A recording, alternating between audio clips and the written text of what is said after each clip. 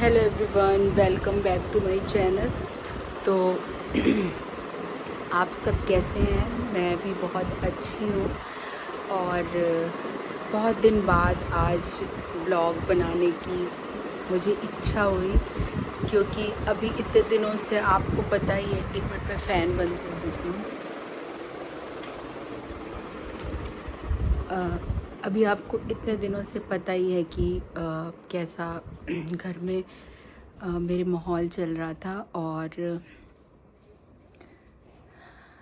शायद किसी को ये बात नहीं पता होगी कि मेरी बहन अब नहीं है। और अभी 28 मार्च को वो हम सबको छोड़ के चली गई।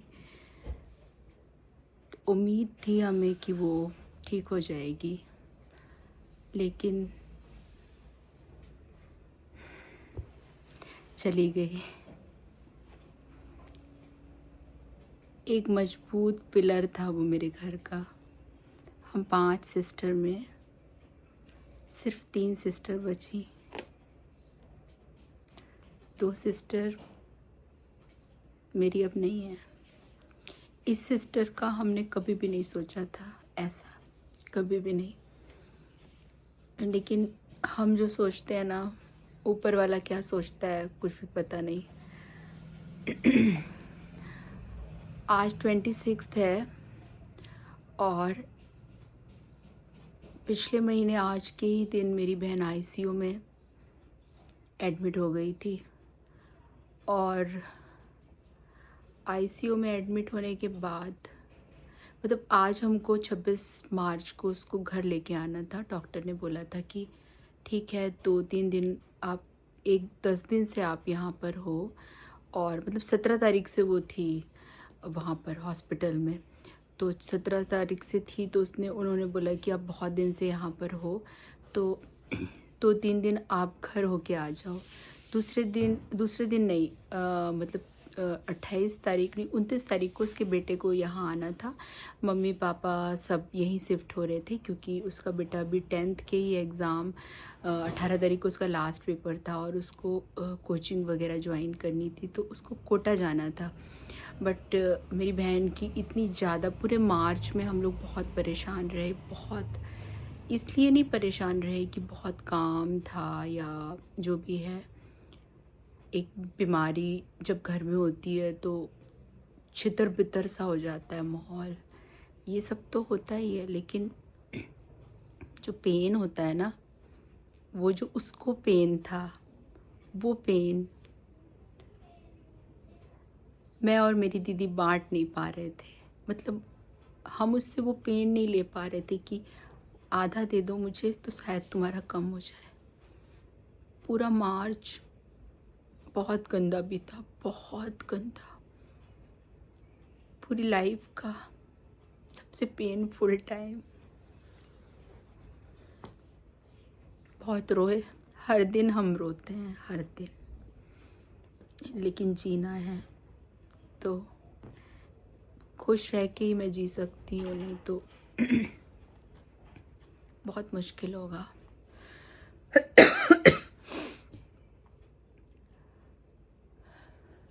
तो 26 को मेरी बहन एडमिट हुई आईसीयू में, और रात में वो एडमिट हो गई। और हमें बिल्कुल उम्मीद नहीं थी। हम घर ही आ रहे थे, और जैसे ही हमने उसको टैक्सी में बिठाया तो वो उसकी आंखें अजीब सी हो गई, ऐसे पलट सी गई। तो और वो कहने लगी कि मुझे अच्छा नहीं लग रहा है और मुझे अभी हॉस्पिटल जाना है, थोड़ा रेस्ट करना है, और उसके बाद तुम लोग मुझे घर लेके चलना, मैं चलूँगी। तो मेरी दीदी थोड़ा सा गुस्सा होके बोली, अरे तुम चल लोगी? बोली नहीं नहीं, मुझे पहले हॉस्पिटल जाना है। हम हॉस्पिटल में लेके आए इमरजेंसी में, क्योंकि हम जस्ट डिस्चार्ज ही हुए थे। लेकिन हॉस्पिटल्स के कुछ रूल्स होते हैं। जब आप हॉस्पिटल जाते हो तो फिर इमरजेंसी में ही जाते हो, फिर उसके बाद आपका एडमिशन होता है। हमें नहीं लगा था कि बात बहुत बिगड़ गई है। डॉक्टर ने भी हमें नहीं बताया था कुछ। हम गए और उसने बोला कि कोई बात नहीं, घबराओ मत, मैं थोड़ी देर आराम करूँगी। और उसकी बहुत तेज़ सांस चल रही थी। फिर मैंने बोला कुछ खाओगी? तो बोली कि ठीक है, हाँ खरबूजा खा लेंगे। तो खरबूजे हम लोग ब्लिंकिट से ऑर्डर करे और ब्लिंकिट से खरबूजा आया और मैंने उसको काट के नाइफ़ से ही खिलाया, क्योंकि और कुछ वहाँ पर था नहीं, फॉक वगैरह। उसने इतने बाउल में, पूरे तो नहीं, आधे खरबूजे खा लिए। उसके बाद उसकी आवाज़ थोड़ी धीमी हो रही थी, दब रही थी, बोली थी मुझे कुछ सुनाई नहीं दे रहा है। तो हमने कहा नहीं नहीं ऐसे ही नहीं, क्यों नहीं सुनाई दे रहा है, तुम मुझे सुन तो रही हो? बोली नहीं सुन तो रही हूँ, लेकिन वो वाली बात नहीं है। फिर बोली मुझे गर्म पानी दो, मेरी आवाज़ ऐसी हो रही है ना, तो मेरा गला ख़राब हो रहा है। हमने पानी पिलाया। फिर उसने गले की एक चूसने वाली टैबलेट मंगवाई, नाम बताया उसने, मुझे अभी याद नहीं आ रहा है। वो हम ला के उसको दिए। फिर बोलती है मैं थक गई।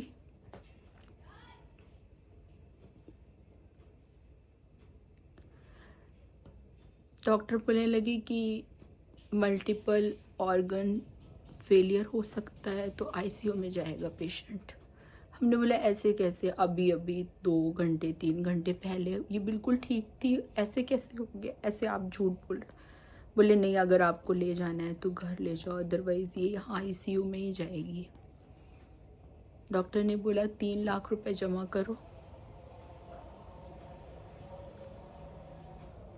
और फिर वो जाएगी। उस समय हमारे पेटीएम की लिमिट भी ख़त्म हो गई थी। फिर हमने कैसे तैसे 80,000 रुपये जमा किए और उसका एडमिशन हुआ। आईसीयू में गई, फिर उसको ऑक्सीजन मास्क लग गया। वो उसका इतना फोर्स होता है कि बार बार मुंह खुलता है। हमने ऐसा कभी भी नहीं देखा था, कभी भी नहीं। फिर हम गए, उसने मास्क हटा के बोला, क्योंकि उसके हाथ स्वेलिंग हो गई थी हाथों में, तो उसके हाथ नहीं उठते थे। तो ब्रश वगैरह 1-2 दिन से दीदी ही करा रही थी। तो उसने बोला सिस्टर से बोल दो कि मुझे ब्रश करते नहीं बनता है, तो वो मुझे कराएंगी। हम लोग बोले हाँ हाँ सिस्टर को सब पता है। उसके बाद हम आ गए और ऐसे ही हम हॉस्पिटल में पट्टी पे सोए रात में, क्योंकि एक ही अटेंडेंट अलाउ होता है। लेकिन हमने बहुत रिक्वेस्ट करी कि आज मेरी सिस्टर और हम दोनों लेडीज़ हैं बस, और तो हमें बहुत डर लग रही है। दूसरे दिन हम मिलने गए, 10 से 10:30 का टाइम होता था मिलने का। तो हम मिलने गए तो वो आँख खोली हुई थी, बस ऐसे देख रही थी, कुछ भी रिएक्शन नहीं, नॉर्मल ढंग से देख रही थी और आंखों से एक्सप्रेशन दे रही थी। शाम में गए तब भी वो वैसे ही देख रही थी और एक्सप्रेशन दे रही थी। रात फिर हम रुके, क्योंकि हमने 2-3 दिन के लिए रिक्वेस्ट कर ली थी। तो पट्टी पे तो नहीं, फिर हम वेटिंग रूम में सोए। 27 तारीख थी रात में, और 27 तारीख को मेरे को और मेरी दीदी को बहुत घबराहट हो रही थी पूरी रात। सुबह उठे, इंतज़ार करते रहे, 10 कब बजे। 10 बजे हम लोग आईसीयू गए और मेरी बहन आँख बंद कर चुकी थी, जिंदा थी, कोमा से 1 कदम दूर। डॉक्टर ने कहा कल तक का वेट करते हैं, वेंटिलेटर पे चला जाएगा पेशेंट, अगर अपना ओन बीपी नहीं आया तो।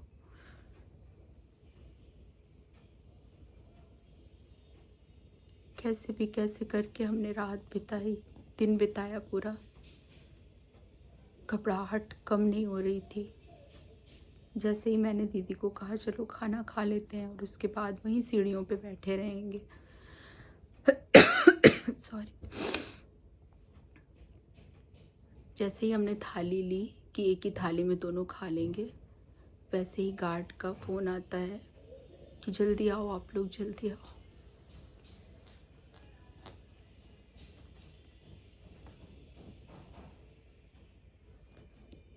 और बहन मेरी नहीं थी, सिर्फ उसका हार्ट काम कर रहा था। नहीं, वो जा चुकी थी, कार्डियक अटैक हुआ था और उसको पंप कर रहे थे बहुत चढ़ के।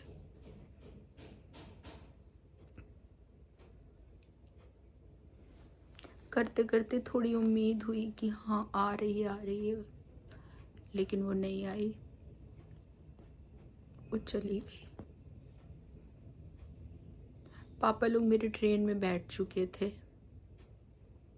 मैं सोची कि अगर दिल्ली आ जाएंगे तो इतनी एज नहीं है कि वो दूसरे दिन फिर से जर्नी करें और फिर से।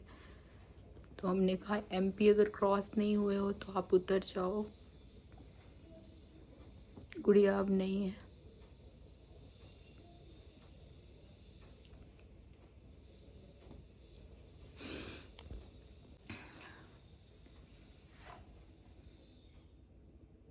वो रात बहुत काली थी, बहुत काली। एम्बुलेंस में मैं और मेरी दीदी दोनों ही निकले। 12, 13, 14 घंटे की जर्नी थी। उस बीच हमने पानी भी पिया, हमने बीच में चाय भी पी, क्योंकि मेरी तबीयत बहुत ज़्यादा ख़राब हो रही थी।